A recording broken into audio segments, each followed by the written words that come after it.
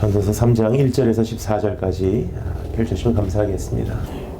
천하의 범사가 기한이 있고 모든 목적이 이룰 때가 있나니 날 때가 있고 죽을 때가 있으며 심을 때가 있고 심은 것을 뽑을 때가 있으며 죽일 때가 있고 치료시킬 때가 있으며 헐 때가 있고 세울 때가 있으며 울 때가 있고 웃을 때가 있으며 슬퍼할 때가 있고 춤출 때가 있으며 돌을 던져버릴 때가 있고 돌을 거둘 때가 있으며 안을 때가 있고 앉는 일을 멀리할 때가 있으며 찾을 때가 있고 잃을 때가 있으며 지킬 때가 있고 버릴 때가 있으며 찢을 때가 있고 꿰맬 때가 있으며 잠잠할 때가 있고 말할 때가 있으며 사랑할 때가 있고 미워할 때가 있으며 전쟁할 때가 있고 평화할 때가 있느니라.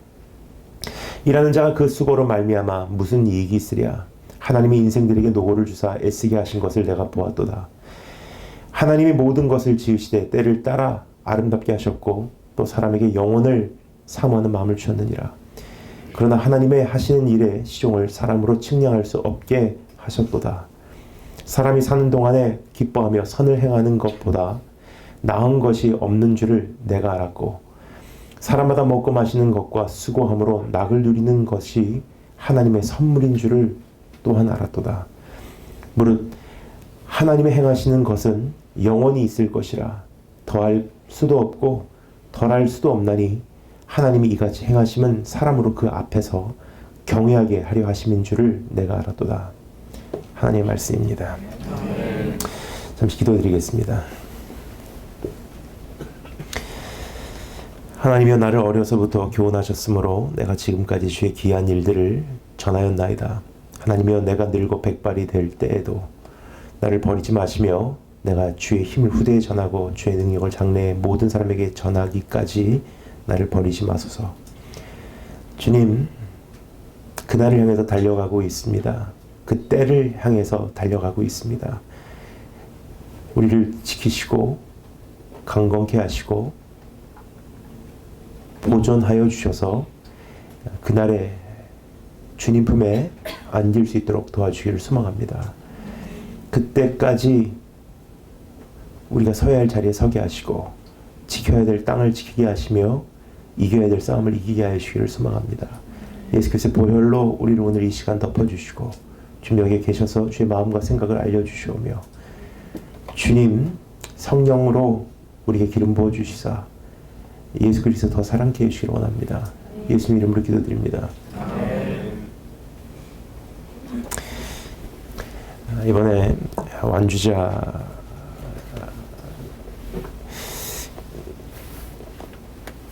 출간되기까지 여러분께서 많이 기도해 주시고 생각해 주시고 또 그것을 위해서 너무 많이 큰 관심을 가져주셔서 오늘 특별히 이 시간을 시작하기에 앞서 감사의 말씀을 드리고 싶습니다.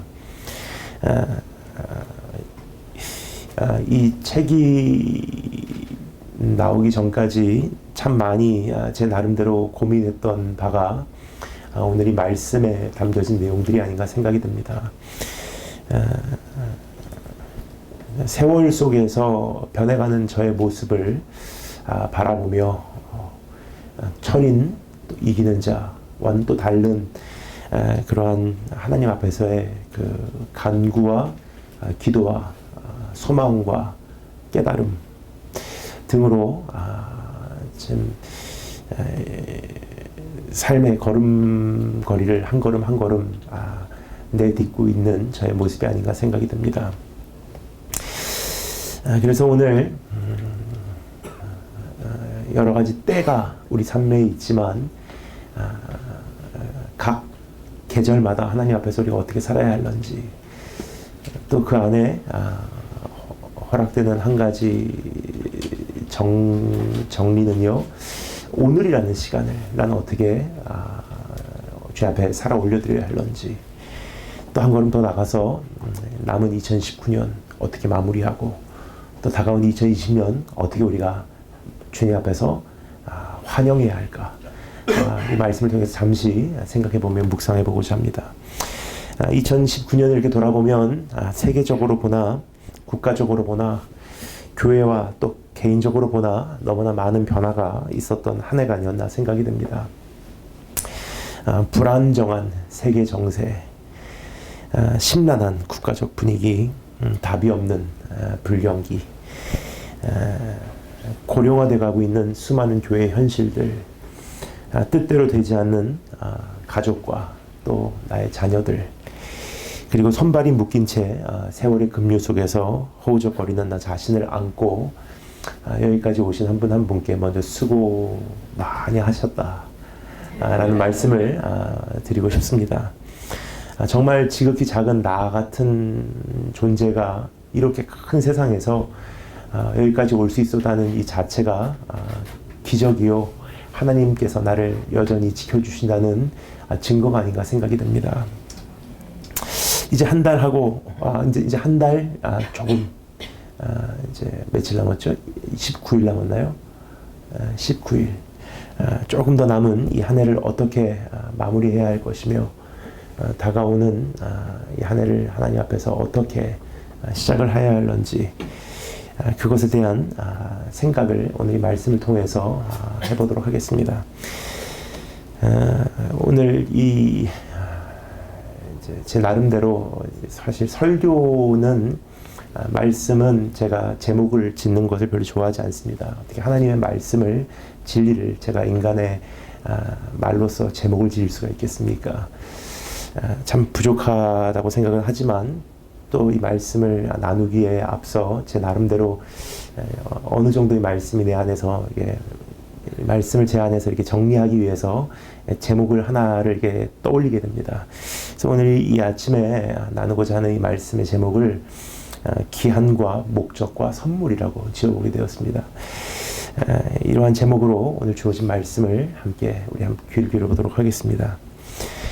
오늘 이 말씀은 크게 나누어서 두 가지로 볼 수가 있는데요. 1절부터 8절 정해진 기한과 목적, 그리고 9절부터 14절 허락된 오늘의 선물, 이 두 가지로 함께 생각해 보도록 하겠습니다.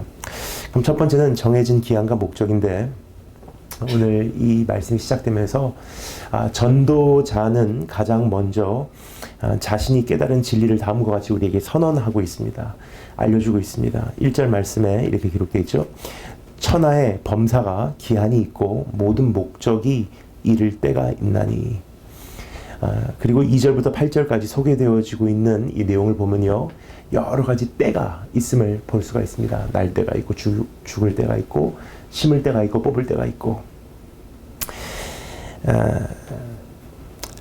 때가 있다는 것은요, 한 때가 지나가고 그 다음에 때가 도래할 때까지 기한이 있다는 뜻입니다. 그래서 기한이라는 것은 다른 말로 표현하면 하나님께 정하신 한 때와 그 때가 끝나고 다음에 때가 도래할 때까지의 그 중간 기간, 때와 때 사이를 기한이라고 표현하는 것이 좋을 것 같습니다. 그럼 여기서 당연히 우리가 할 수밖에 없는 질문이 형성이 됩니다. 그러면 그 기한의 길고 짧음은 무엇으로 정해지냐는 질문이에요. 한 때가 지나가고 그 다음 때는 어떠한 기준으로 도래하냐는 질문을 할 수밖에 없습니다. 그것에 대해서 전도자는 침묵하지 않고 우리에게 한 가지 진리를 더 알려주고 있습니다. 모든 목적이 이를 때가 있나니 라고 기록을 합니다. 즉 그 기한의 길고 짧음은요, 결국 하나님께서 정하신 주관자 되시는 그분께서 생각하시는 그 목적에 의해서 정해진다는 뜻입니다.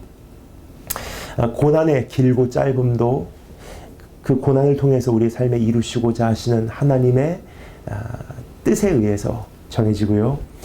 우리의 삶의 고독함의 입구와 출구도 그 고독함을 통해서 이루시고자 하는 목적에 의해서 정해지는 것입니다. 나에게 요구되는 그 기다림의 시작과 끝도 하나님께서 우리의 삶에 가지고 계시는 그 목적에 의해서 정해진다는 뜻입니다. 그래서 2019년을 시작하면서 가만히 돌아보면 참 많은 작정을 하고 시작하지 않았나 생각이 듭니다. 이 문제 해결하고 저 문제 해결하고, 금년 한 해 동안에만큼은 내가 이 문제는 반드시 수습하고야 말 것이다. 금년 한 해 동안에는 이 빚 갚아버리리라. 금년 한 해 동안은 일터에서 이러한 성과를 거두리라. 참 여러 가지 생각이 있다고 생각을 합니다. 그런데 그것이 내 마음대로 이루어지지 않는 경우가 참 많은 것 같아요. 이제 해가 곧 바뀌는데 문제는 아직 해결되지 않고요. 상황은 바뀌지 않고요. 환경은 그대로라는 사실을 바라볼 때 왜 이게 지속되나? 근데 오늘 이 말씀을 보면 그 답을 얻을 수가 있습니다. 하나님께서 정하신 기한이 있다는 거예요. 그 기한은 내 삶에 주님께서 가지고 계시는 그 목적에 의해서 정해진다는 것입니다. 그럼 주님 보실 때 그 기한이 아직 차지 않았다는 것은요, 목적이 아직 이루어지지 않았다는 뜻이에요. 그럼 그 기한이 길면 길수록 대개 하나님께서 우리의 인생을 향해서 가지고 계신 그 목적이 다겹적이고요, 다면적이고요, 다층적이에요. 굉장히 단면적이지가 않다는 뜻입니다. 근데 우리라는 존재는 나라는 사람을 기준으로 순간이라는 이 시간을 잣대로 스냅샷으로 하나님을 헤아리려고 하는 경향이 있지 않나 생각이 됩니다. 근데 하나님의 뜻을 가만히 돌아보면요, 이렇게 비유하는 것이 오히려 더 우리가 정확한 표현이 되지 않을까 싶습니다. 연못에다가 돌을 던졌을 때 파동이 일어나잖아요. 근데 파동이 한 방향으로만 일어나는 것이 아니라 사방으로 퍼지게 됩니다.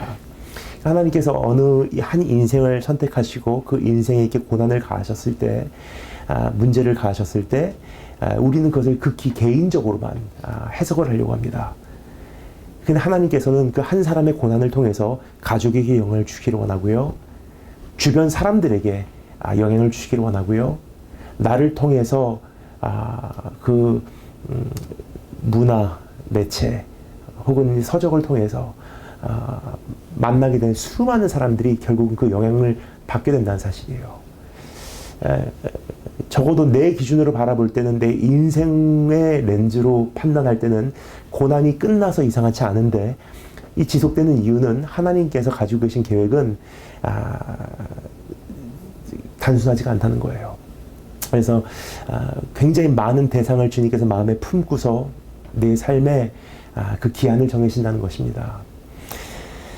그래서 오늘 한 가지 위로를 얻기로 원하는 것은요, 아직도 2019년이 끝나감에도 불구하고 해결되지 않은 나의 삶의 문제들, 변화되지 않은 상황들, 수습되지 않은 현실들은 어떻게 보면 하나님께서 내 인생을 향해서 굉장히 복잡한 계획을 가지고 계신 것 같아요. 단순하지 않은 생각을 가지고 계신 것 같습니다. 그래서 주님께서 뭐라고 말씀하십니까? 나의 생각이 너의 생각과 다르고 나의 계획이 너의 계획과 다르다. 왜냐? 우리의 생각과 계획은요, 조금 전에 말씀드렸듯이 나 개인을 중심으로 헤아리려고 하고요. 지금 이 순간이라는 영원하지 않기 때문에, 그 유한한 존재이기 때문에 이 순간이라는 스냅샷을 통해서 하나님의 뜻을 해석하려고 하는 경향이 있기 때문이에요. 그런데 하나님은 영원을 기준으로 시간과 공간을 초월해서 수많은 대상을 고려해서 주님의 계획은 지금 거침없이 진행 가운데 있다는 사실을 기억하고, 오늘 변화되지 않은 나의 삶의 수많은 현실들, 문제들, 상황들, 하나님 앞에 새로운 기대를 거신 축복이 있으시기를 축원합니다. 자, 지금까지 정리드린 바를 다른 말로 한마디로 이렇게 표현하는 것이 좋지 않나 생각이 듭니다. 모든 기한은 목적을 향하여 지금 나가고 있고요. 기한은 그 목적이 이루어지면은 겸손히 막을 내리고 자기 자리로 사라지고 하나님께서 정하신 새로운 때가 우리 삶에 도래한다고 이야기해 주고 있는 것입니다. 모든 탄생과 죽음, 불행과 회복, 슬픔과 기쁨, 만남과 이별, 다툼과 화해는 인생의 주관자 되신 주님의 목적이 담겨 있다는 사실입니다. 오늘 도저히 납득이 되지 않은 상태로 이 자리에 오신 분들도 계시리라 생각을 합니다. 그리고 2019년 도저히 이해가 되지 않는 상황들이 경험된 분들도 계시리라 싶습니다. 그러나 오늘 이 말씀을 통하여 다시금 되새길 수 있는 한 가지는요, 만사는 목적을 향하여 지금 나가고 있다는 사실입니다. 그래서 사고도 아니고요, 실수도 아니고요, 하나님 주권에 지금 달렸다는 뜻이에요. 단지 한 가지 주의해야 될 점, 나중에 조금 더 구체적으로 말씀드리긴 하겠지만 일단 이 한마디만 드리고 넘어가도록 하겠습니다.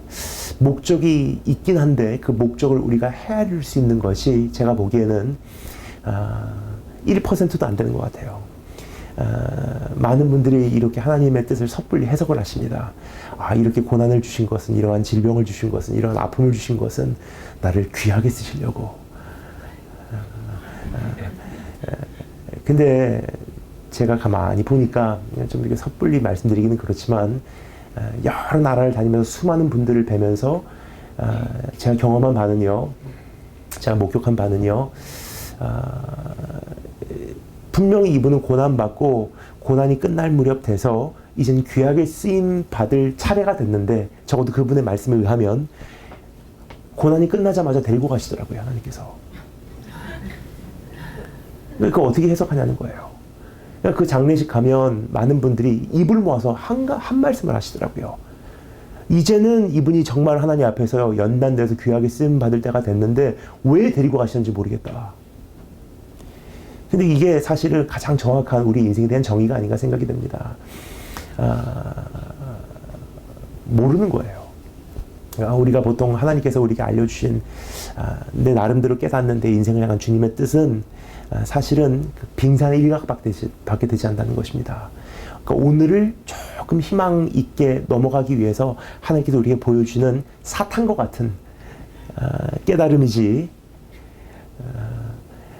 오늘에서 내일로 견뎌 넘어가기 위한 다리와 같은 역할을 하는 통로이지, 그것이 하나님의 큰 궁극적인 뜻을 우리에게 알려주지는 않는다는 거예요.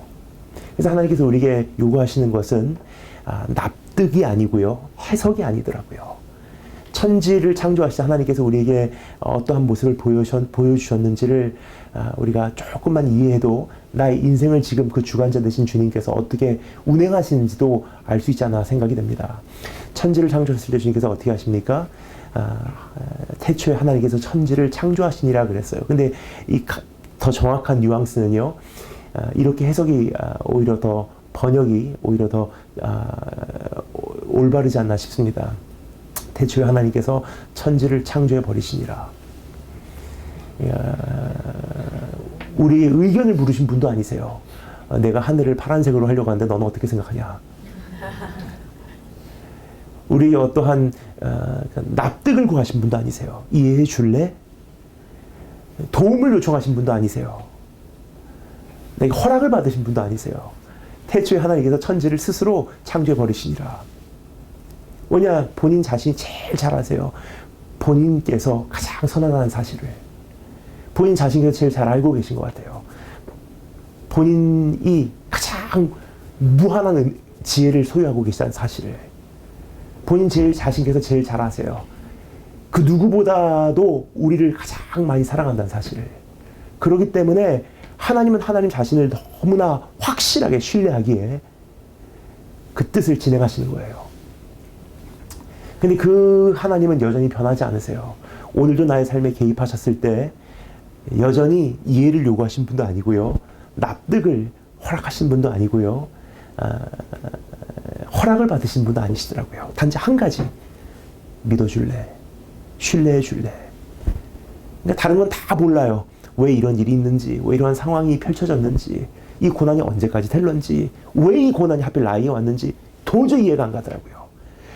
억지로 해석하는 순간, 해석하려고 하는 만큼 오히려 빗나가고 초조해하고 안절부절하고 못 기다리고 인내 못하는 경우가 더 많지 않나 생각이 됩니다. 왜냐면 적어도 내 해석으로는 이 고난이 이제쯤은 끝나야 되거든요. 저도 지난 14년간 선교사 파송받고 지금까지 결혼을 해도 벌써 했을 줄 알았어요. 처음에는 별의별 생각 다 들었어요. 연단하시려고, 좋은 아빠가 되기 위해서, 좋은 남편이 되기 위해서 아주 안정시킨 다음에 하나님께서 이 사역을 먼저 세워놓으시고, 근데 그거 다 거쳐왔는데 아직도 상황이 안 변하더라고요. 제 해석대로라면 하나님 신실하지 않으신 거예요. 근데 조금 전에 말씀드렸듯이 이번에 이제 완주자라는 책을 이렇게 준비하면서 참 많이 지나온 날들, 철인 쓰여지기 전부터 이기는 자, 그리고 지금까지의 삶을 쭉 생각해 보게 되더라고요. 어떠한 걸음걸이를 걸어왔는지. 사실 다윗 이야기가 인생사잖아요. 어린 다윗, 도망자 다윗, 그리고 왕이 된 다윗, 넘어지는 다윗, 그리고 노후에 완성하는 다윗. 그러니까 이게 인생을 돌아보게 되더라고요. 그러다 보니까 도저히 이해가 되지 않는 것들이 참 많은 것 같아요. 근데 하나님께서 우리에게 요구하시는 것은 조금 전에 말씀드렸듯이 이해도 아니고 납득도 아니고 허락도 아니고 하나님을 향한 신뢰더라고요. 주님 다 이해 안 돼도 주님 선하신 분인 것만은 분명하게, 주님 나를 사랑하시는 것만은 분명하게, 주님은 무한한 지혜의 소유자이신 것만은 분명하기에 난 주님을 신뢰할게요. 그게 우리에게 요구된 전부더라고요. 그것을 다른 말로 표현하면 예배라고 부릅니다. 그래서 오늘 어떠한 유식한 학자가 되는 것이 아니라 예배자로 하나님의 뜻을 있는 그대로 통째로 삼켜 소화해낼 수 있는 틀이 내 안에서 형성되기를 주님으로 축원합니다. 하나님의 뜻은 다 헤아릴 수가 없습니다. 우리가 헤아린다고 하는 그 자체도 정말 빙산의 일각이에요. 나머지 그 99% 이상은요, 수면 밑에 지금 주님께서 스스로 진행 가운데 계시다는 사실입니다. 그 나머지는 주님 나라 가서 여쭤보면 되지 않을까 생각이 듭니다. 그래서 사도 바울 보면 사실 제가 하나님의 뜻을 열심히 연구하고 생각할 필요가 있나 하는 생각을 가끔 해요.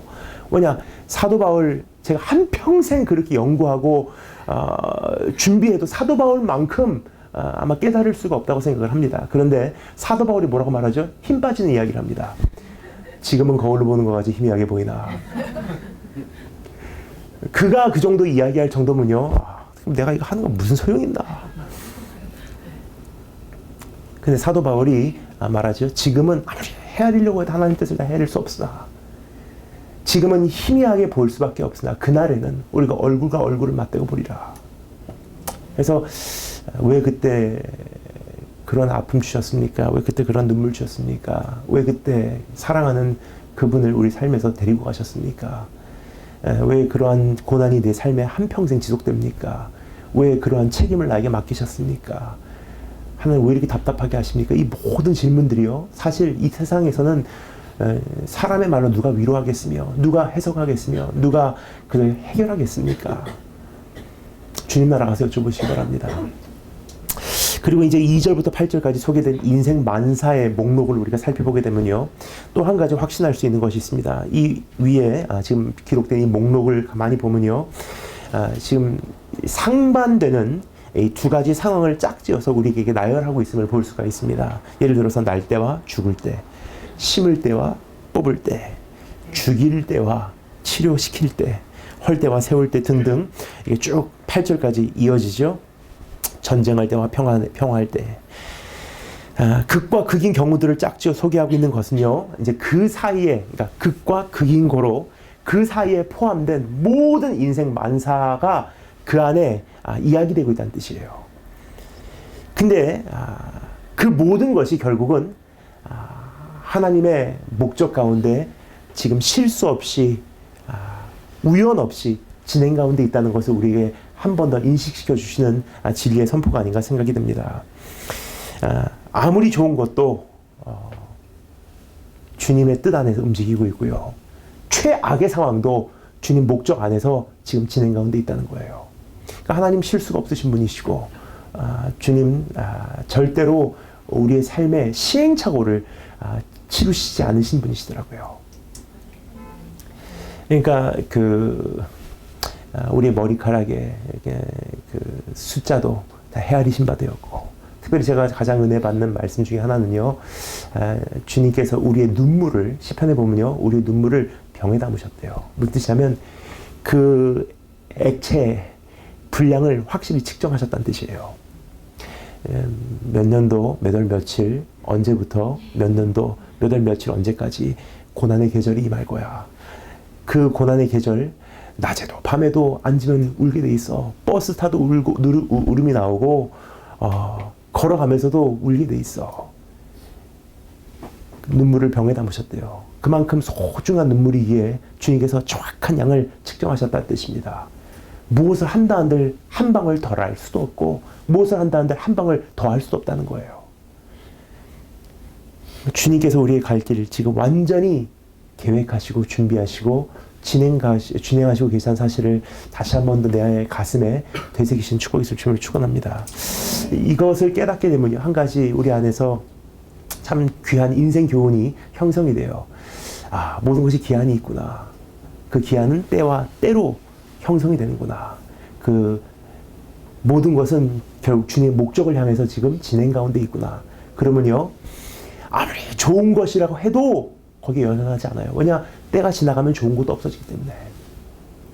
그럼 최악의 상황이라고 해도 낙심하지 않아요. 왜냐? 이것도 지나가기 때문에. 좋은 것에 마음의 전체를 빼앗기지 않으며 나쁜 것이라고 완전히 상심할 필요가 없다는 뜻입니다. 목적이 이루어지면 기한이 차게 될 것이고, 좋은 것이나 나쁜 것이나 모든 상황들은 반드시 막을 내리게 되어 있는 것이기 때문입니다.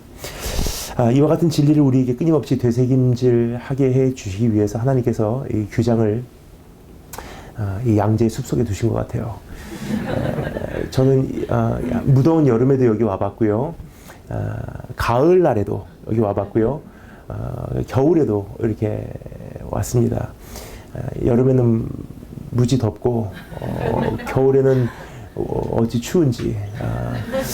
제가 항상 그 시간대가 애매하기 때문에 8시에 딱 맞춰서 올라면 더 늦어버리더라고요. 왜냐하면 차가 막히는 시간이에요. 그래서 조금 안 막히는 시간 피하려고 하면은 여기 도착하면 항상 7시 10분, 15분 정도 되는 것 같아요. 오늘도 그렇게 되었습니다. 그래서 커피 한 잔 마시고 싶어서 이 주변을 이렇게 돌아다녀 봐요. 그러면서 주님의 마음을 이렇게 생각해 봅니다. 인자가 머리 둘 곳이 없다고. 진짜 아무것도 없는 동네예요. 그래서 결국은 기웃기웃하다가 돌아와요.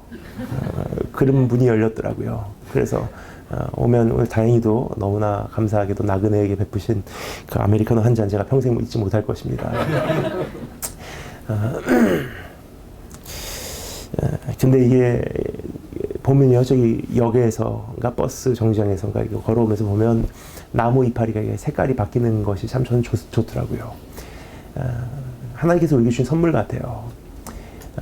푸르른 나무가 이제 보이면요, 나무들이 다 그 초록색 옷을 입고 춤추는 것 같아요. 이제 여름이구나. 활기찬 여름이구나. 뭔가 새로운 일 없을까. 정신없이 책 출간하다 보면 어느 사이인가 밤색, 노란색, 붉으스름한 색으로 옷을 갈아입어요. 그러면 참 로man틱하다 생각하면 한 입씩 떨어져 갑니다. 어느 날 벌거벗은 나무들만 남아 있어요. 그 칼바람만 불고 있습니다. 드디어 또 시작됐구나. 이 한파가. 그렇게 하고 긴장하고 옷 몇 겹 이렇게 두텁게 입고 정신없이 또 출퇴근하다 보면 어느 날 땀이 흐르더라고요. 이 옷 두꺼워졌네 이제 하고 보면 어느 사이인가 새싹이 나고 새소리가 들리기 시작합니다. 그것을 보면서 하나님께서 우리에게 주신 그 교훈을 다시 한번 생각하게 돼요. 그게 일반 계시거든요. 모든 사람들이 하나님께서 하나님의 섭리와 주님의 경영을 비춰주기 위한 설교, 살아있는 설교더라고요. 연연하지 마. 아무리 좋은 날도 끝나게 돼 있어. 그렇다고 해서 최악의 날도 지나가게 돼 있어. 뭐냐, 때와 때 때가 정해져 있는데 그 때는 기한이 있다는 거예요. 그 기한은 하나님의 목적으로 어김없이 지금 진행 가운데 있다는 것입니다.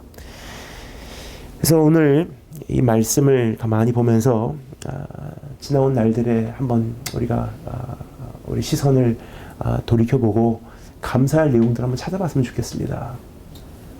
내 삶이 실수도 아니고 우연도 아니고 사고도 아니고 하나님께서 지금 내 삶을 지금 주관하고 계시구나. 그러니까 감사할 내용들이 참 많더라고요. 가이드라인으로 제가 찬양을 한 곡 읽어드리겠습니다. 제가 제일 좋아하는 찬양이에요. 그래서 기도하러 앉으면 이 찬양을 자주 이렇게 묵상해 보곤 합니다. 하나님께서 저에게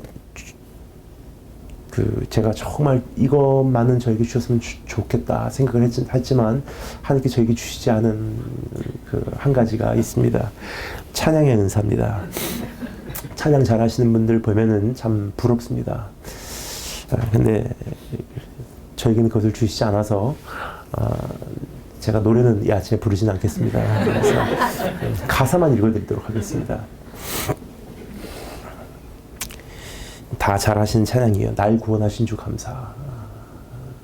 이런 계절이 되면 마음마저 추워지는데 이 가사 가만히 묵상해보면 내가 주님의 정하신 기한 가운데 여전히 있구나. 그러면 이 계절도 지나가고 다음 계절이 올 때까지 잘 견뎌보자. 그게 인내의 씨앗이 되더라고요. 날 구원하신 주 감사, 모든 것 주심 감사, 지난 추억 인해 감사, 주 내 곁에 계시네. 어떤 사람이 말합니다. 사람은 딱 두 가지만 있어도 정말 힘든 깜깜한 계절을 견뎌낼 수 있대요. 두 가지. 문제 해결이 아니고요. 상황 변화가 아니고 어떤 해결책도 아닙니다. 딱 두 가지만 있으면 사람이 견뎌낼 수 있대요. 첫째, 지나온 날들에 대한 추억 혹은 내일에 대한 희망. 그러니까 내일에 대한 희망이 끊기면 지나온 날들 아름다운 추억 되새겨보면 사는 거예요. 지나온 날들 아픈 추억밖에 없으면요 내일에 대한 희망만 갖고 살 수 있어요. 근데 오늘 주님께서 우리에게 주신 것 뭐라고요? 지난 추억 인해 감사. 주 내 곁에 계시네. 향기로운 봄철의 감사, 외로운 가을날 감사, 사라진 눈물도 감사, 나의 영혼 평안해. 오늘 가만히 돌아보니까 어느 사이인가 사라진 눈물들이 있더라고요. 응답하신 기도 감사, 거절하신 것 감사, 헤쳐나온 풍랑 감사, 모든 것 채우시네. 아픔과 기쁨도 감사, 절망 중 위로 감사, 측량 못할 은혜 감사, 크신 사랑 감사해. 길가에 장미꽃 감사, 장미꽃 가시도 감사. 그러니까 장미꽃과 그 가시는요 한 패키지예요. 가시 없는 장미가 없으며 장미 없는 가시가 없습니다. 그러니까 장미꽃을 좋아하면 가시도 받아들이라는 거예요. 그것을 잠언에서는 이렇게 말합니다. 소가 없으면 구유는 깨끗하려니와 소의 힘으로 얻는 것은 많도다. 따스한 가정 희망 주신 것 감사, 기쁨과 슬픔도 감사, 하늘 평안을 감사, 내일의 희망을 감사, 영원토록 감사해. 참 감사할 내용 많은 것 같아요.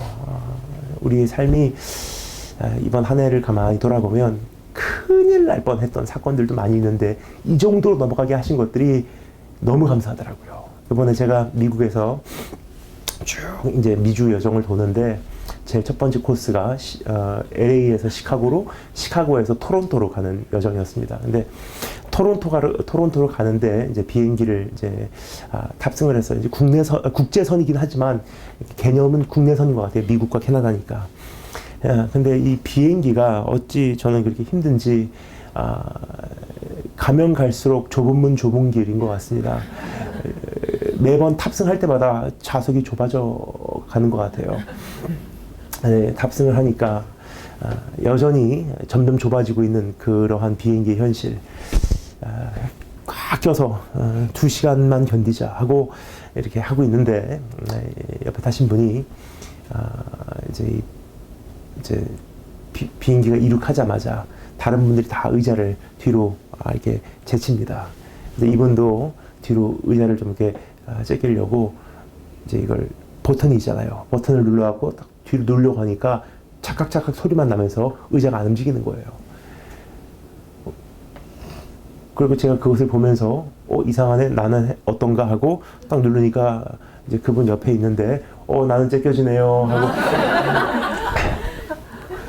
누웠어요. 근데 이제 이분이 저를 보면서 이거 망가진 것 같다 하면서 보니까 거기 그분 의자 거기에 스티커 하나 붙어 있어요. Under repairment, 지금 수리 중이라는 거예요. 그러니까 진짜 하필 그 좌석만 고정된, 움직이지 않는 좌석이에요. 그래서 제가 그분에게 좀 위로를 한다고 이렇게 이야기를 했습니다. Bad luck, bad news.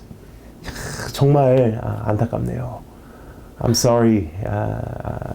이게 이야기를 합니다. 그러니까 그분이 저에게 대답을 하시는데 그분의 한마디가 사실 참 제가 부끄러움을 경험했어요. 야, 내가 신앙인으로서 저런 말을 못했을까? 제가 그분께 드렸던 말씀, bad news 그랬어요. 나쁜 소식이네요. 그 스티커는. 근데 그분께 저에게 하셨던 말씀, 충격적인 말씀이었어요. If this is bad news, today must be a great day. 이 정도가 오늘의 나쁜 소식이라면 오늘은 참 대단한 날이래요. 여러분 가만히 생각해보면요. 2019년 여러 가지 일들이 있었겠지만 그 정도가 우리에게 고난이라고 하는 거라면요. 이번 한 해는 이 험한 세상에 참 좋은 한 해였었어요. 하나님께서 우리 삶에 주신 것들이 얼마나 많은지 우리는 주신 것보다도 안 주신 것을 볼 때가 많고요. 이루신 것보다도 아직도 기다리는 것에 관심을 빼앗길 때가 많이 있지 않나 생각이 듭니다. 근데 하나님이라는 분은 멀리 계시지 않은 것 같아요. 그래서 성경에서 우리에게 끊임없이 알려주시는 하나님을 경험할 수 있는 그 지혜가 뭐냐? 우리가 보통 하나님 임재해 주세요. 주님 만나 주세요 하는데 omnipresent, 하나님은 무소부지하다는 사실을 여러분 기억하시는지요? 그러니까 내가 있기 전에 주님 여기 이미 계신 분이세요. 근데 우리가 주님 여기 계셔주세요. 이게 사실 이게 우스운 표현이 아닌가 생각이 돼요. 그러니까 주님 환영합니다 라는 것이 사실 우리 마음 자세를 표현하는 거니까 오히려 그게 더 정확한 표현이면 일 수 있지만 주님 여기에 와주세요라는 것은요 웃긴 이야기가 아닌가 생각이 됩니다. 왜냐면 네가 오기 전에 나 이미 여기 있었어. 네가 온 거지 내가 가는 게 아니야. 근데 왜 우리가 주님을 경험하지 못하냐? 주님이 저기 계신 줄 알아요. 문제의 건너편에 계신 줄 알아요. 상황이 바뀌면 주님을 더 많이 경험할 줄 알아요. 이건 뭐죠? 다른 말로 표현하면 목마름이에요. 이것만 바뀌면 얼마나 더 좋을까? 이 상황만 떠나면 더 행복할 텐데 저기만 가면 이제 진짜로 하나님 많이 경험할 수 있을 거야. 근데 야곱이라는 사람도 그런 목마름을 가지고 한평생 살았죠. 아버지에게 사랑받지 못한 목마름. 저 장자권만 뺏으면 내가 진짜 인생 펼쳐질 거야. 이제 아버지에게 사랑을 받으면 이 공허함이 채워질 거야. 이제는 이 장자권만 빼앗으면 내가 드디어 아버지께서 나에게 내가 이제까지 받지 못한 사랑을 부어주실 거야. 근데 결국 어떻게 됐지? 장자권 빼앗고 나니까 아버지의 품에서 영원히 쫓겨났어요. 형한테 쫓겨서 도망가잖아요. 그래서 결국은 아버지가 돌아가시는 모습도 못 보고 결국은 이방 나라에서 인생을 마치게 됩니다. 자, 그런데 야곱이 그렇게 목마름을 가지고 도망가다가 하나님을 만나요. 하나님을 만나니까 밤새도록 하나님을 만나고 그 다음날 아침에 해가 떠오를 때 야곱의 입술에서 고백된 신앙 고백이 뭔지 여러분 기억하세요? 두렵도다 이곳이요. 여기에 하나님께서 계셨거늘 내가 알지 못하였도다. 그러니까 하나님 멀리 계신 줄 알았어요. 하나님은 다른 때에 계신 줄 알았어요. 다른 곳에 계신 줄 알았어요. 근데 하나님을 정말 경험하게 되면요. 멀리 계신 것이 아니라 여기 계시더라고요. 다른 때에 계신 것이 아니라 지금 계시더라고요. 문제가 해결된 곳에 행복한 인생이 기다리는 것이 아니라 주님과 함께한 오늘 문제의 이 한복판, 이 현실 가운데 있는 내가 행복하더라고요. 그래서 오늘 하나님 앞에서 기한과 목적에 우리 감사하신 축복이 있을 줄을 축원합니다. 두 번째 따라 점사했습니다. 허락된 오늘의 선물. 9절부터 14절까지 말씀을 살펴볼 터인데 여러분 다시 읽지는 않겠습니다.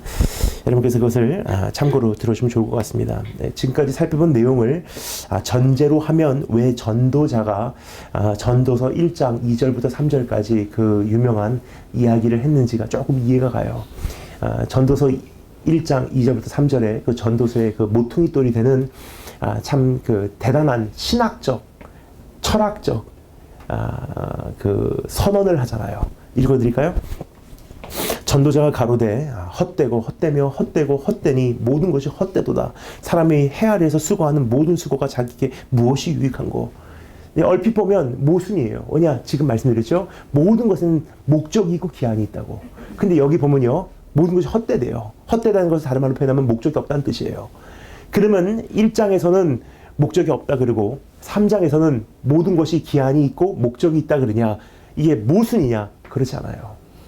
여기서 말하는 헛되다는 것이 무엇인지 조금만 이해하면요. 이게 한 맥락이라는 사실을 깨닫게 됩니다. 여기서 말하는 헛되다는 것은요. 목적이 없다는 뜻이 아니에요. 바로 이러한 논리로 헛되다고 이야기하고 있지 않나 생각이 됩니다. 결국은 하나님께서 정하신 목적이 있고 그 목적을 위한 기한이 있고 그 기한의 시작과 끝이 때라면 내가 무엇을 한다 한들 그 기한을 단축시킬 수 없을 것이며 내가 뭐를 한다 한들 그 기한을 연장시킬 수도 없다는 거예요. 왜냐? 하나님께서 정하신 길이 있다는 것입니다. 그러면 내가 뭐하러 수고하나? 헛되고 헛되고 헛되고 헛되도다. 그래서 말하죠. 사람이 해 아래에서 수고하는 모든 수고가 자기에게 무엇이 유익한고. 내가 이미 다 정해진 것 속에서 어차피 살아가는데 열심히 일한다 한들 그것이 무슨 소용이 있겠으며 결국은 정해진 대로 오고 정해진 대로 가는데 내가 뭐하러 살고 있나 하는 생각을 할 수밖에 없어요. 뭐냐? 다 창조주께서 주관자 되신 그분께서 정해진 대로 지금 흘러가고 있거든요. 그렇다면 인생을 바로 사는 방법은 무엇인가라는 질문이 나올 수밖에 없어요. 어차피 정해진 건데 어차피 주님 손안에 있는 건데 어차피 주님께서 정하신 그 일이 이루어지면은 내가 무슨 수를 써서라도 지금 이 고난을 해결하고 싶지만 이 고난은 주님께서 정하신 목적이 이루어지기 전까지는 해결이 안 돼요. 하나님께서 합격하시기 전까지는 이거 사실은 문제 해결이 안 돼요. 저 사람한테 가보고 이 방법 써보고 그러니까 주님께서 이제 됐다 할 때까지는 어차피 이 문제 해결 안 되는 거예요. 그럼 가만히 있어도 주님 앞에서 내가 이게 오케이 받으면 어차피 지나가는 문제예요. 그럼 내가 하는 이 모든 게 무엇을 위함인가 하는 생각을 할 수밖에 없어요. 그럼 나는 오늘 하루라는 시간을 주님 앞에서 어떻게 살아드려야 할까? 그럼 뭐가 하나님 앞에서 온전히 사는 자세인가? 하루를 바로 맞이하는 모습인가를 우리가 생각할 수밖에 없습니다. 그래서 오늘 여기서 세 가지를 우리가 알려주고 있는데 이 세 가지를 짧게나마 한번 생각해 보도록 하겠습니다. 첫 번째, 따라서 한번 하겠습니다. 영원을 사모하자. 이렇게 기록해 있죠. 하나님이 인생들에게 노고를 주사 애쓰게 하신 것을 내가 보았도다. 참 기가 막힌 표현이에요. 하나님께서 노고를 주셨대요. 여기서 말하는 노고는요. 갈등, 아픔, 눈물, 이해가 되지 않는 상황들. 한평생 고민하고 애쓰지 않으면 헤아릴 수 없는 내 인생의 문제들. 노고. 이것을 똑같은 표현으로요. 사도 바울이 로마서 8장에서 이야기를 합니다. 뭐라고 말하죠?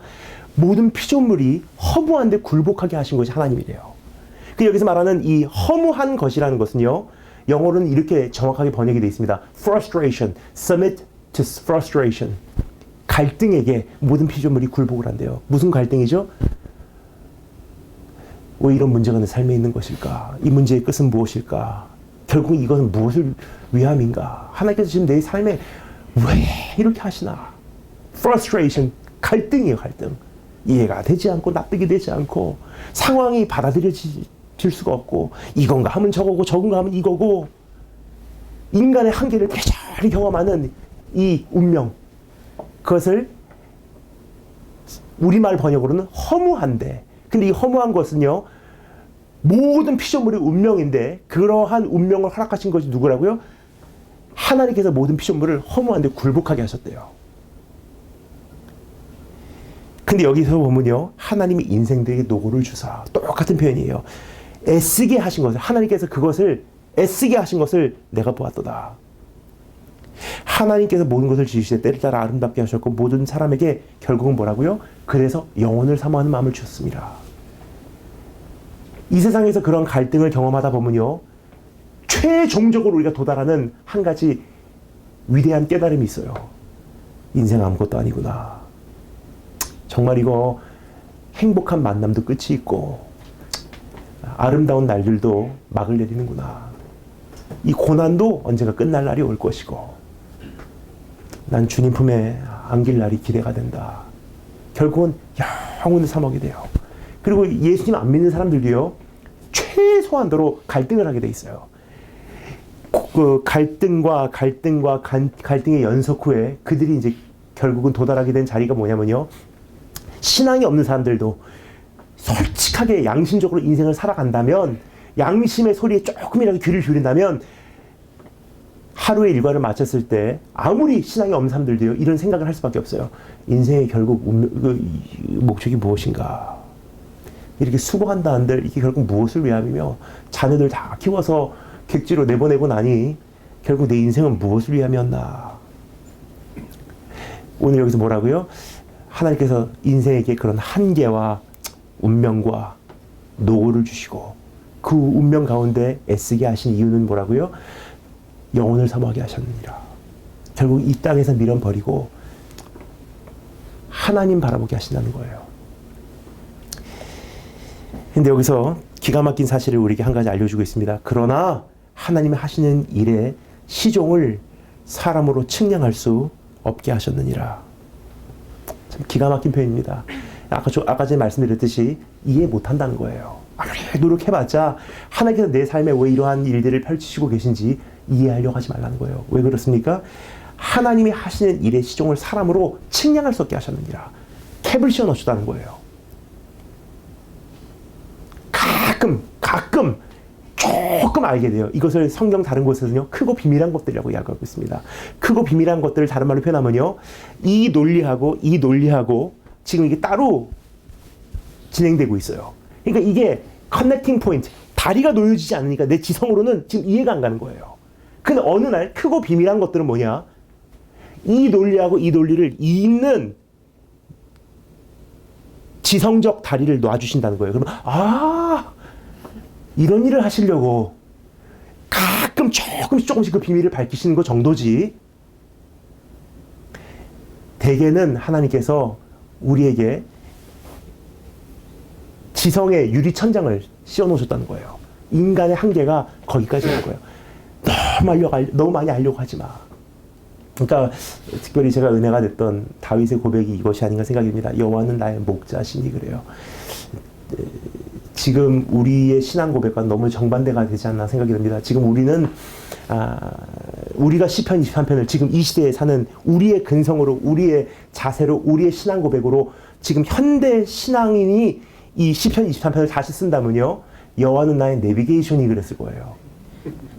왜냐, 우리의 근성이 뭐냐면요, 내비게이션은 무엇입니까? 목적지 딱 정해놓고 빠른 길 가르쳐달라는 거예요. 목적지는 알아요. 앞으로 300m, 우회전, 그 다음에 좌회전. 그냥 이렇게 가든 저렇게 가든 목적지 정해져 있습니다. 근데 하나님께서 우리에게 말씀하신 것은 무엇입니까? 내비게이션이 아니라 목자예요. 양들은 목자가 우리를 어디로 데리고 가는지 몰라요. 그럼 양들의 목적지는 무엇입니까? 목자의 발걸음이에요. 목자가 우회전하면 우회전이 목적지예요. 좌회전하면 양들에게는 좌회전이 목적지예요. 목자의 발걸음이 머무는 그곳이 목적지 도달이에요. 그러니까 우리가 주님, 내 인생을 통해서 무엇을 하시려고, 어떠한 계획을 가지고 계십니까? 나를 귀하게 쓰시려고. 그거 잠시 내려놓는 게 좋을 것 같아요. 하나님께서 우리에게 주신 한계는 뭐냐? 영혼을 사모하고 그 시종을 헤아릴 수 없게 하셨대요. 하나님께서 헷갈리게 하신 거예요. 시종을 헤아릴 수 없도록. 한 가지 분명한 것은 주님께서 내 삶을 일거수일투족 주관하고 계시다는 사실만 우리가 알려주고 계시다는 사실을 기억하시기 바랍니다. 두 번째, 따라서 감사했습니다. 오늘을 살아내자. 12절 13절 말씀, 사람이 사는 동안에 기뻐하며 선을 행하는 것보다 나은 것이 없는 줄을 내가 알았고 사람마다 먹고 마시는 것과 수고함으로 낙을 누리는 것이 하나님의 선물인 줄을 또한 알았도다. 제가 성경에서 가장 좋아하는 말씀 중에 하나입니다. 왜냐하면 우리 하나님의 참 선하심을 여기서 맛볼 수가 있어요. 제가 이제 선교사로 이렇게 다니다 보니까 제 한 모습이 참 많이 두드러졌던 것 같아요. 그래서 저를 잘 아시는 어떤 목사님께서는요, FM이라 그래요, 저보고. 같이 있어서 재미가 없대요. 그러니까 메시지만 해도 주를 위해서 죽으러 가자. 좁은 문 좁은 길 나의 십자가 지고. 근데 시간이 가면 갈수록 변질된 게 아닙니다. 시간이 가면 갈수록 참 하나님 앞에서 한 단면적으로만 살아왔구나 하는 생각을 해요. 왜냐하면 우리 아버지 하나님을 생각하면 한 부분을 제가 못 누리지 않았나 생각이 돼요. 이건 본인이 갖고 있는 아버지 상하고 하나님하고 접목이 된 것 같아요. 저희 아버지 상은 굉장히 엄격하거든요. 근데 하나님 아버지시기 때문에 하나님 아버지의 그 모습이 제 안에 많이 부각이 됐었던 것 같아요. 나를 위해서 죽으러 가! 물론 저희 아버지께서 그렇게 요구하신 건 아니지만 엄격하고 자기 관리 확실하고 실수가 용납되지 않고 그러니까 자기 자신에게서 굉장히 엄격했어요. 근데 아버지는 그런 모습뿐만이 아니라 다른 모습이 있습니다. 얘야, 밥 먹으러 가자. 영화 보러 가자. 하나님 아버지가 그러신 것 같아요. 그래서 엘리야 기억하십니까? 바알의 제사장들 물리쳤을 때 적어도 엘리야 마음엔 한 가지 확신이 있었어요. 이제는 부흥이 일어나겠지. 이제는 종교 개혁이 일어나겠지. 이제는 백성들이 참신이 누군 줄 알고 돌아오겠지. 그런데 자기가 예상했던 바와 전혀 다른 형태로 스토리가 전개되기 시작합니다. 그러면 어떻게 되죠? 사람이 좌절을 해버려요. 낙심하고 죽기로 작정하고 도망가잖아요. 근데 하나님께서 엘리야가 잠깐 자는 사이에 찾아오셔서 어떻게 하십니까? 이 불충실한 종아, 네가 어찌 낙담하는가 하고 꾸짖습니까? 아니잖아요. 자고 있는 엘리야 깨워서요. 그가 자다가 말고 딱 눈 뜨니까 요리하고 계세요, 하나님께서. 그리고 먹어라. 네 갈 길이 멀다. 네가 갈 길을 이기지 못할까 두렵다가. 또 재우고 깨어나면 또 먹이고. 영혼 육을 창조하신 하나님께서 인간의 한계를 아신다는 거예요. 그러니까 지난번도 언젠가 제가 어떤 설교에서 말씀드린 적이 있는데 우리가 정말 지치고 고나고 번아웃돼서 탈진돼서 허기짐은요, 내 머릿속에 들리는 생각은 내가 더 기도해야 돼, 내가 더 기도해야 돼 하고 금식하러 갈까.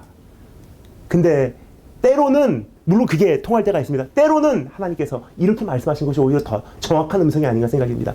영화 한 편 보고 와. 돌아오면 참 희한해요. 한 번 더 해봐야지. 오늘 정말 아무 생각하지 말고 그냥 밖에 산책이나 해볼까? 아무 생각하지 말고 오늘은 그냥 일거리 내려놓고 커피 한 잔만 즐겨볼까? 하나님 뜻 아닌 것 같죠? 그런데 참 희한한 기적이 납니다. 그거 하잖아요. 오늘에 충실하게 잠시 우리가 오늘이라는 시간과 접촉을 하면요, 영원히 살아나더라고요. 왜냐면 그게 인간의 이게 인간의 그 하나님께서 재워놓으신 한계더라고요. 때와 때 사이에 기한이라는 속에서 목적에 휩쓸려 사는 것이 인간이라는 존재이기 때문에 그것을 인정하게 되면요, 오늘을 그냥 충실히 누리고 살아가는 것이 인간의 본분임을 깨닫게 돼요. 그럼 주신 거 감사. 먹으라는 거, 이게 오늘 나에게 허락해 주신 양식이면 이건 맛있게 먹을게요.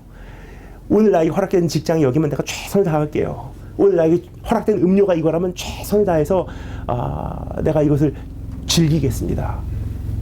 제가 좋아하는 시 한 편 읽어드릴게요. 윌리엄 블레이크 아시죠?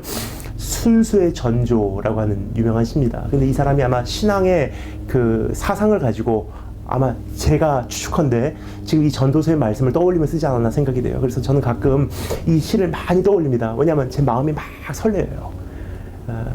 저 같은 사람을 road warrior라고 합니다. 거리에 대해서 걱정하는 사람이 아니라 거리의 용사란 뜻이에요. road warrior. 그러니까 전 이제 비행장에 공항에 가면요 시간을 낭비하지 않습니다. 딱 도착하는 순간부터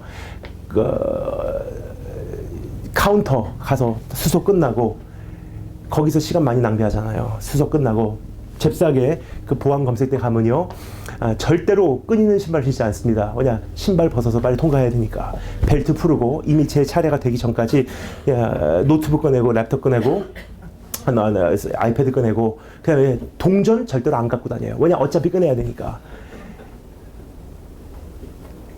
그리고 보안 검색대 넣고 그다음에 돌아서 검색하고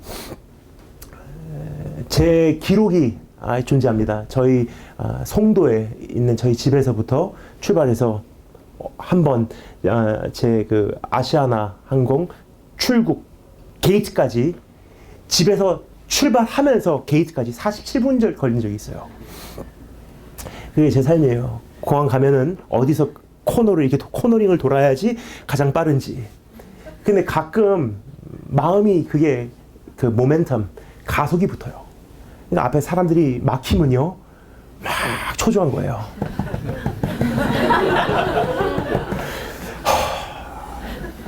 앞에서 유모차 포개고 들어갔다가 삐 해갖고 나가고 보면은 삼다수 나오고 줄 잘못 써갖고 가만히 서 옆에 있는 사람 보면은 저 옆줄에 있는 사람한테 지는 것 같고 막 분명히 저 사람은 나보다 늦게 줄 섰는데 나보다 빨리 가면 막 저 사람한테 왠지 오늘 한번 진 것 같고 막 그래가 막 비키세요 가야 합니다. 짐 끌고서 게이트까지 가고 딱 보면 탑승 2시간 전이에요. 그럼 어떻게 하냐? 게이트 앞에 앉아서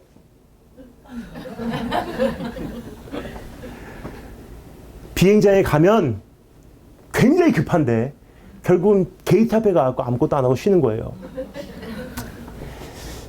그거 왜 그러냐면 완주자에서도 이제 말씀을 드렸지만 도망자의 이 근성이 안 없어지더라고요. 그러니까 사람이 시간이 없어서 무엇을 못하는 것이 아니라 누리지 못하고 즐기지 못하는 것이 아니라 마음에 여유가 없어서 즐기지 못하더라고요.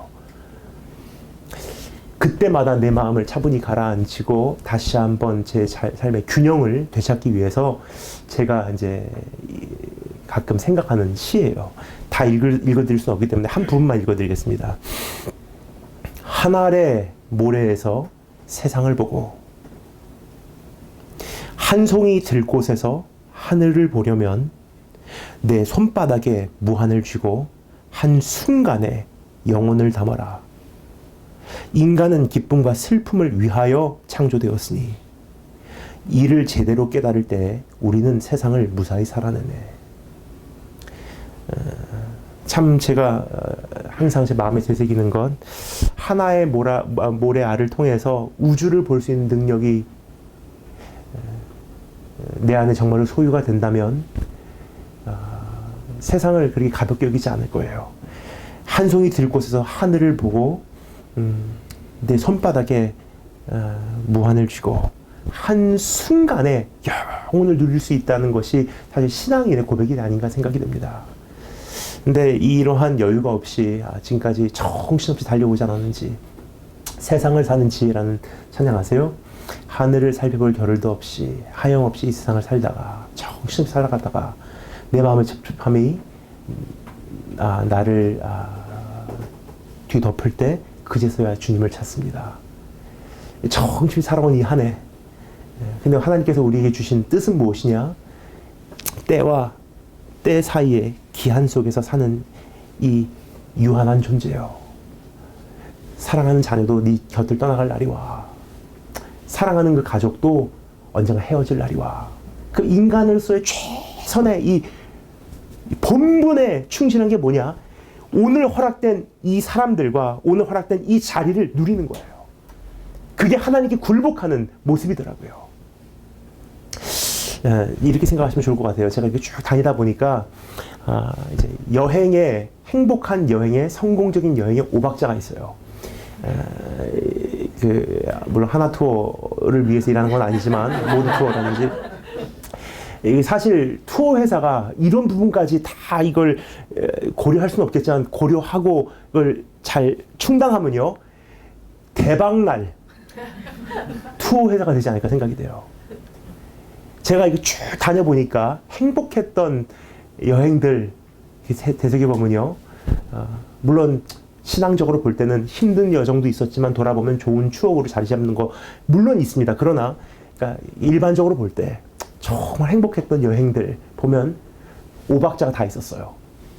첫 번째, 돈. 돈에 쩌들리면서 행복한 여행 못 하더라고요. 두 번째, 시간. 근데 젊었을 때는 시간이 있는데 돈이 없어요. 나이가 들면은 돈은 있는데 시간이 없는 경우가 참 많이 있지 않나 생각이 듭니다. 세 번째, 건강. 돈이 있고 시간이 있는데 건강이 없어서 여행 못 가신 분들 참 많아요. 네 번째, 마음의 여유. 돈이 있고 시간이 있고 건강이 있는데 편찮으신 부모님 병원에 두고서 어떻게 여행 가겠습니까? 마음의 여유가 있어야 돼요. 그리고 마지막 다섯 번째, 함께하는 사람. 함께하는 사람이 딱 맞는 사람이어야 돼요. 이 다섯 가지가 있으면 진짜 행복한 거예요. 근데 가만히 보니까 우리의 삶에 건강도 있고 돈도 있고 시간도 있고 마음의 여유도 허락되고 그리고 함께하는 사람이 있는 경우가요. 인생에 이 다섯 가지 요소가 갖춰지는 것이 몇 번 없어요.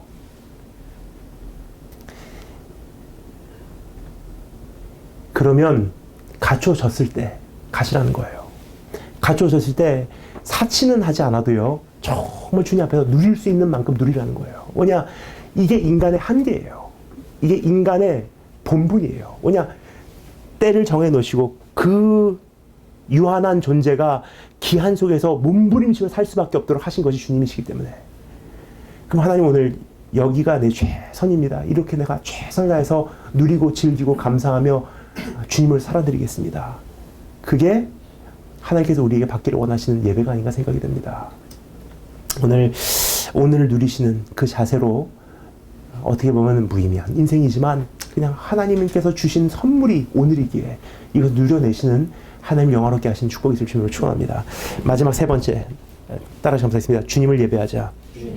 14절 말씀.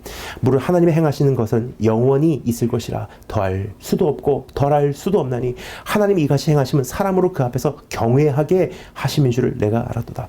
경외한다는 말을 다른 말로 표현하면요. 하나님을 어려워한다는 뜻이에요. 하나님을 무겁게 생각한다는 뜻이에요. 하나님 중심으로 생각하기 시작한다는 뜻입니다. 하나님께서 이 모든 것을 행하시면 뭐라고요? 사람이 하나님 앞에서 경외하게 하려 하심인 줄 내가 알았도다.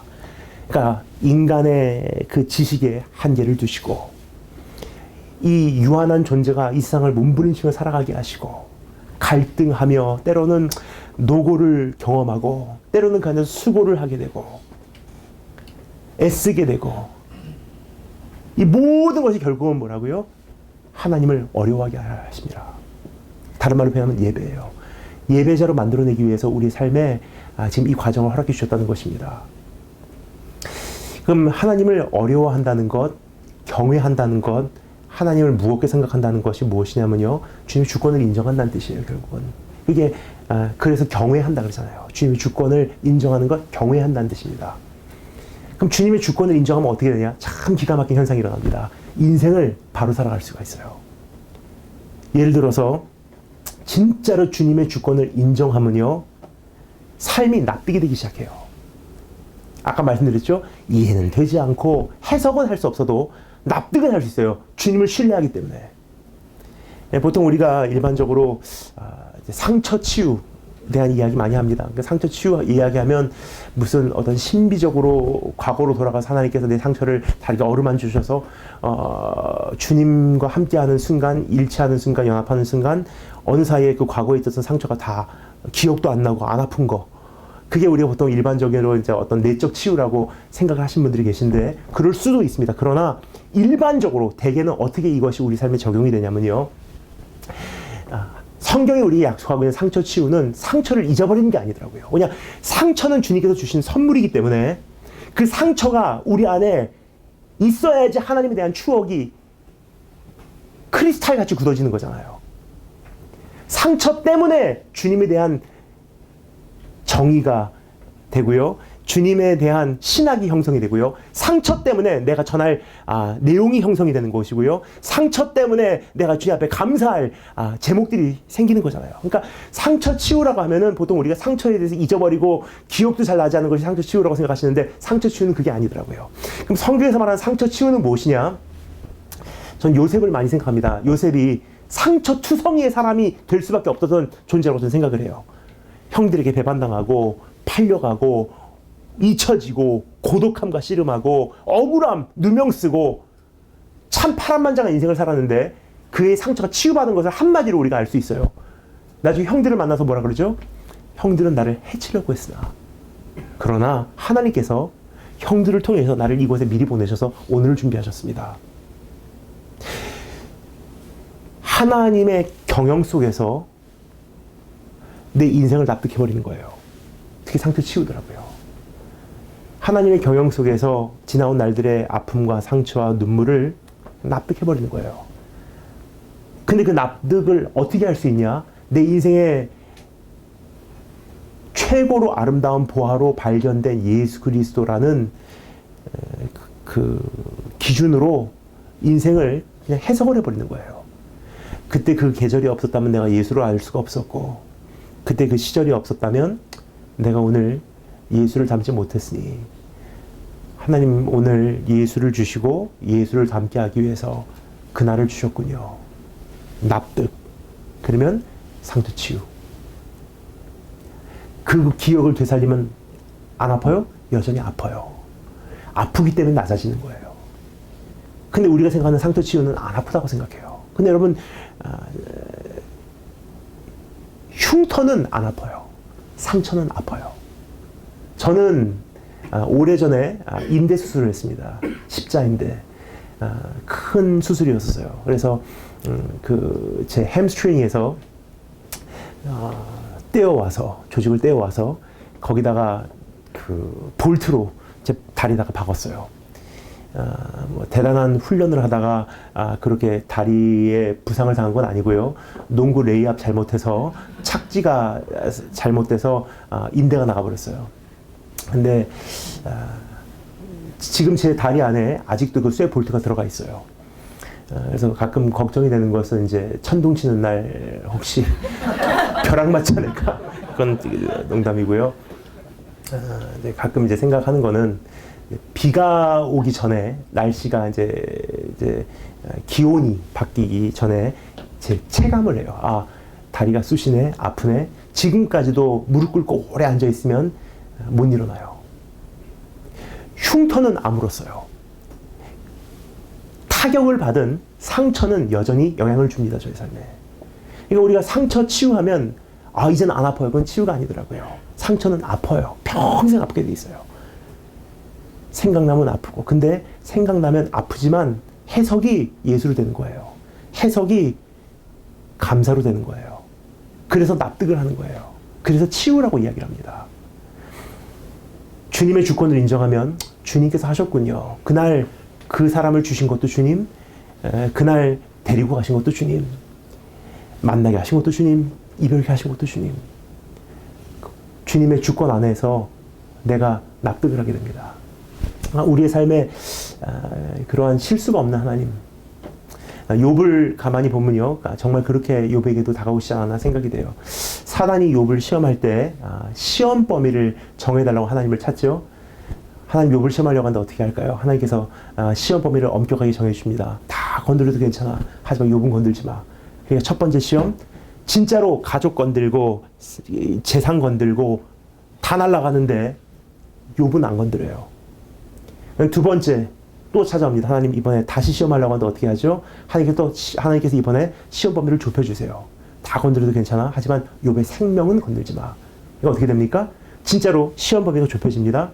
다 건드렸는데 이제는 몸에 질병까지 생겨서 몸을 긁고 있는데 생명은 매달려 있어요. 근데 욥의 입장에서는 세상 뒤집어진 거예요. 욥의 입장에서는 하나님 안 계신 거예요. 욥의 입장에서는 인생 막 가는 거예요. 사단이 판을 치는 거예요. 그런데 하나님의 경영의 입장에서는요, 정확한 범위가 있어요. 여기는 건들지 마, 이거는 만지지 마. 우리의 삶에도 정말 그렇지 않나 생각이 듭니다. 다 뒤집어지고 막 가고 이제 끝난 것 같은데, 사단이 주도권을 잡은 것 같은데 참 희한해요. 제가 다니면서 보니까 사업이 망했는데 어떤 분은 건강해요. 재산 다 날아갔는데 몸은 무지 건강한 거예요. 왜 그렇습니까? 하나님의 경영, 주님의 공회에서 주님께서 정하신 거예요. 다 건드려도 괜찮아. 하지만 건강 건들지 마. 어떤 분은 암 가지고 투병하면서 재산 다 날렸는데 자녀는 잘 돼요. 왜 그렇습니까? 하나님께서 정하신 거예요.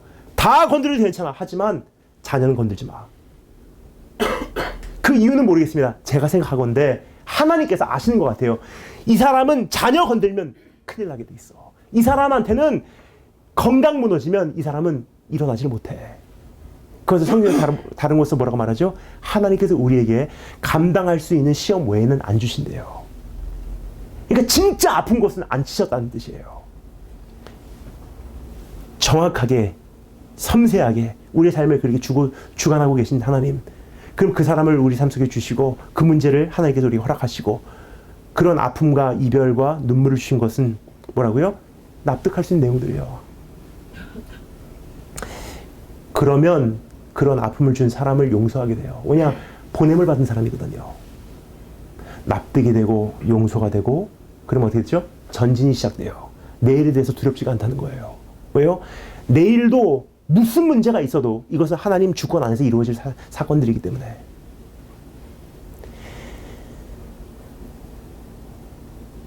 그래서 한 해를 마무리하고 한 해를 맞이할 수 있지 않을까 생각이 듭니다. 여러분 오늘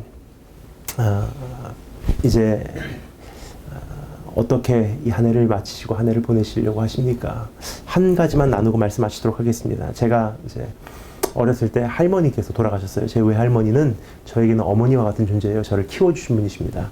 외할머니가 이제 돌아가셨는데 왜 돌아가셨냐면 뇌 종양 수술 받고 제 할머니께서 이제 돌아가셨어요. 근데 뇌 종양 수술이 실패로 끝난 건 아니고 성공적으로 끝났어요.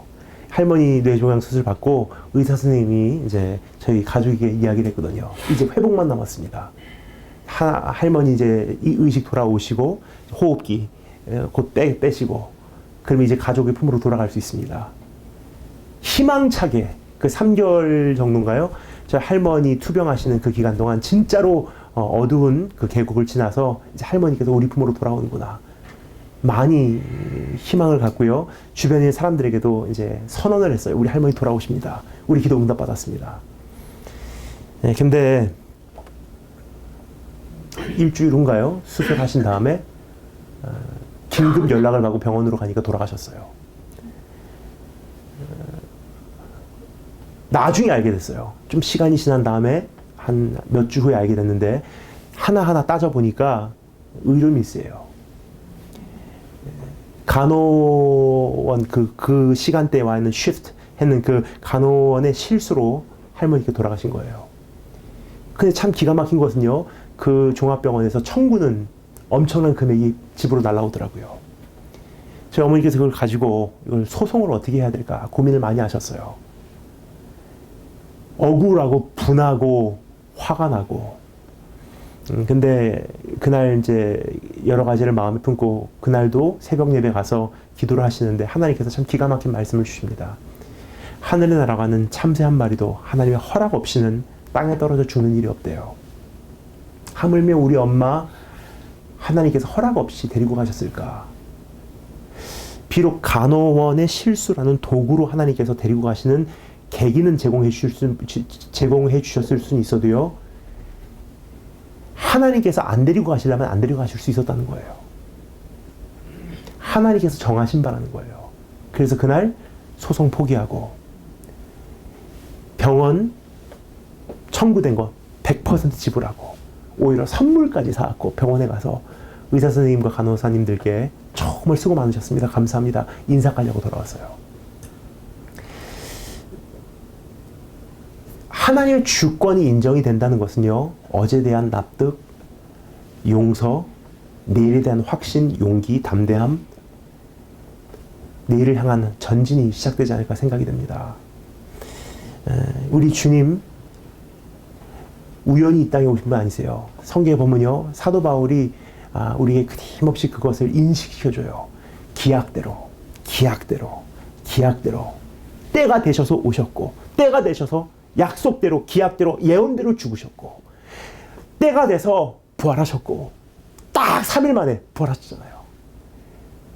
그리고 때가 돼서 승천하셨고, 때가 되면 오셔서 우리 눈물 닦아주실 것이고, 높여주실 것이고, 문제에 대한 이해와 해석해 주실 것이고, 모든 열방과 모든 민족과 모든 백성과 모든 방언이 이제는 구원하심이 어린 양께 있도다 찬양할 날이 속히 오지 않을까 생각이 됩니다.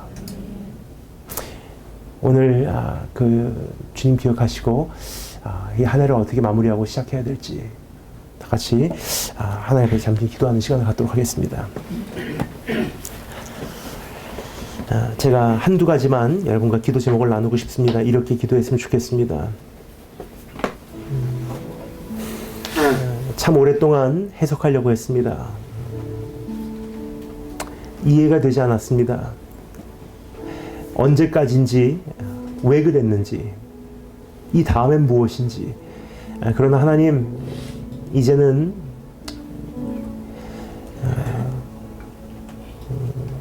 그 답을 찾지 않겠습니다. 단지 오늘에 충실하겠습니다. 오늘을, 허락된 시간을, 허락된 기회를, 지금밖에 못하는 것을 최선을 다해서 누리겠습니다.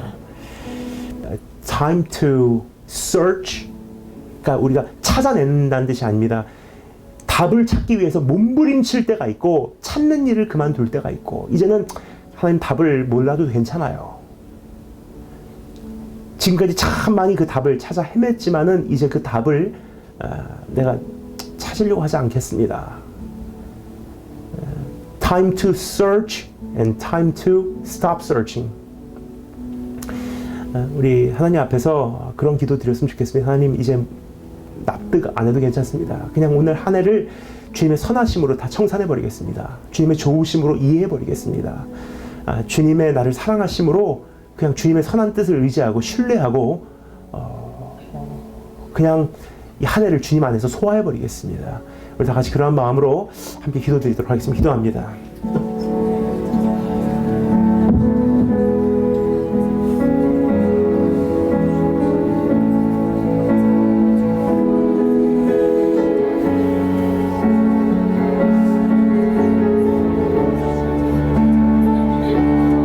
우리 이어서 한 가지만 더 놓고 기도드리도록 하겠습니다. 기도할 때 하나님,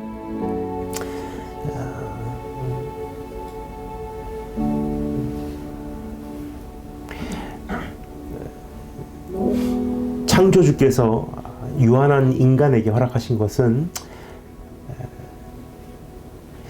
오늘이라는 시간입니다. 오늘이라는 시간을 허락받았기에, 지금 나와 함께하는 그 가족을 허락받았기에, 이 직장을 허락받았기에, 이 현실을 허락받았기에, 여러분, 때가 지나면 가족도 떠나게 되어 있습니다. 때가 지나면 이 직장도 내 삶에서 언제까지 있을런지, 그 때와 때 사이에 존재하는 현실일 뿐입니다. 그러면 오늘 지금 이 순간, 오늘 나에게 허락하신 가족과 자녀와 부모와 친척, 지난 한 해 동안 여러분 찾아보셨는지요? 얼마나 충실하셨는지요? 조금씩 살려오시니라 누리지도 못하고 이 한 해만 넘기자 하고 먼 곳만 바라보고 기대하진 않으셨는지요. 그래서 오늘 먼 것이 아닙니다. 두렵도다. 이곳이요. 여기에 하나님께서 계셨거늘 내가 알지 못하였도다. 오늘 허락해 주신 하나님을 감사합니다. 오늘이 선물이래요. 그래서 현재라는 이것은 영어로 present, 선물, gift, 선물이라고 부릅니다. 오늘을 내가 선물로 받아들이겠습니다. 지금 이 순간밖에 못하는 누림을 허락해 주기를 원합니다. 최선을 다해서 오늘 직장을 누릴 것입니다. 사명을 누릴 것입니다. 하나님을 누릴 것입니다. 서로를 누릴 것입니다. 가족을 누릴 것입니다. 자녀를 찾아가겠습니다. 부모를 찾아가겠습니다. 너무 정신 달려오느라 사방도 돌아보지 않음을 회개합니다. 인간의 본분은 오늘을 누리는 것입니다. 하나님, 그렇게 오늘 주님을 예배하는 하루가 되게 하시길 원합니다. 다 같이 함께 기도드리도록 하겠습니다. 기도합니다.